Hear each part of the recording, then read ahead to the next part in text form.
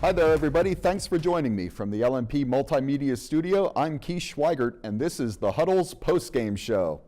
The first week of the 2015 high school football season is in the books. We had 16 games on the docket tonight and a lot of action, so we have plenty to get to. Let's jump right into it with the LMP Game of the Week as voted on by you, the fans. In a game that pitted a pair of 2014 District 3 playoff teams against one another, Hempfield knocks off Lampeter Strasburg 41-21. This was a lot closer than the final score might indicate. It was tied at 21 after 3 quarters before Hempfield pulled away in the 4th quarter. They got touchdowns from Sam Kramer, Tyler Jackson, and Will Blair in that final stanza to turn the game into a pretty comfortable win for the Black Knights. Blair wound up with 3 rushing touchdowns for Hempfield, while Kramer had 2. Meanwhile, for Lampeter Strasburg, Shane Lawler scored on a pair of touchdown runs, and quarterback Colin Shank, in his return to action after having to have surgery to remove a brain tumor earlier in the spring, he hooked up with Darren Metz for an 85-yard touchdown pass. Like I said, a disappointing start for the Pioneers, but good news for Colin Shank. He seems to be back in good form. Moving on, we'll go on to Solanco at Oxford. Now, Solanco is suddenly a trendy pick to do very well in Section 2 by some of the coaches I talked to this week, and they got off to a great start tonight. Their first play from scrimmage is a 45-yard touchdown pass from Noah McCardell to Troy Miller, and the route was on from there. Solanco goes on to knock off Oxford 50-7 down there in Quarryville. Great start for the Golden Mules. They'll be up against Conestoga Valley next week. We'll see how they do against a little bit of a stiffer test, but a great start to the season for them.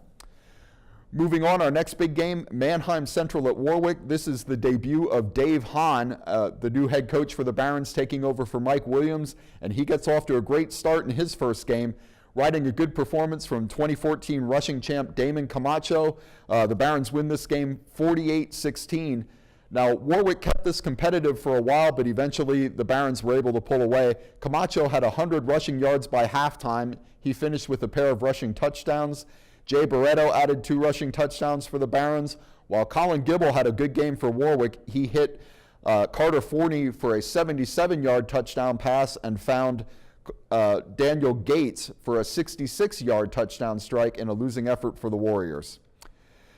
Next, we have Cedar Crest against Penn Manor, another former Mannheim Central assistant moving on to a head coaching job. In this case, it was John Brubaker.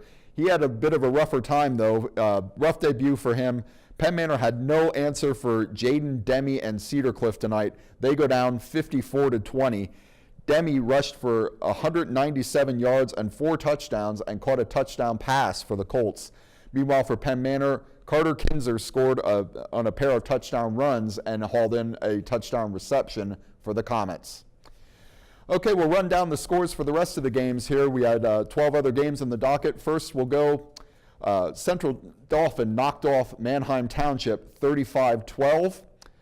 Elsewhere, Conestoga Valley 50, Ephrata 7. That is 22 straight losses for Ephrata dating back to the 2012 season. Rough start again there for the Mountaineers. Another games, Dallastown knocks off Lancaster Catholic 26-7. Daniel Boone blanks Cocalico 7-0. Donegal knocked off their neighborhood rival Elizabethtown 13-0. Good start for Garden Spot. They knocked off Twin Valley 47-13. Eastern York shut out Columbia 24-0. In a battle of Berks County, Wilson knocks off their rival Governor Mifflin 14-3. In Lebanon County in the Cedar Bowl, Cedar Crest destroys Lebanon 41-7. Elsewhere in Lebanon County, Elko goes down to Hamburg 30-8.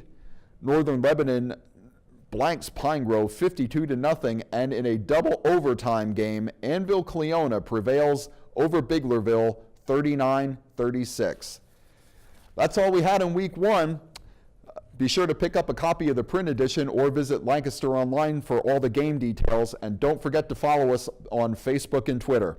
Thanks again for watching the Huddle's postgame show. I'm Keith Schweigert. Good night and have a great weekend.